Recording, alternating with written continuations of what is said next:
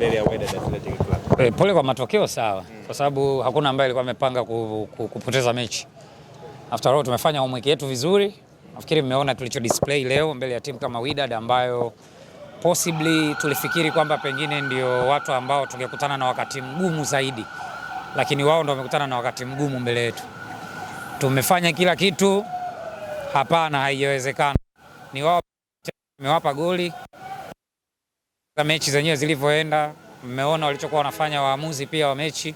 So sisi tumepokea, bado tuko kwenye lane ya kujifunza na tunaamini kwamba tutafika sehemu nzuri zaidi. Licha ya kujifunza, inawaumiza kwa namna moja ama nyingine. Inauma kwa sababu ukiwa unacheza vizuri, umefanya kila kitu ambacho kinaonekana kinakupa faida, alafu ile faida huipati, obviously lazima kuna maswali unajiuliza. Lakini kwetu ni improvement kubwa sana kwa timu. Imekuwa na wakati mzuri sana. Wamecheza vizuri. Maniema walikuwa wabovu kweli kweli. Ndio mchezo ambao tunajilaumu sisi kupata ushindi. Lakini mchezo wa leo pia sidhani kama tulikuwa tunastahili kupoteza kwa namna ambavyo tumecheza. Ninyi wenyewe mmeona. Watu wengi wamezungumza na wanasema hawajaiona Azam FC ikicheza kama ambavyo imecheza leo. So wakati mwingine unaweza ukawa unataka kitu lakini hakiji vile ambavyo unataka wewe, kinakuja kwa wakati wake.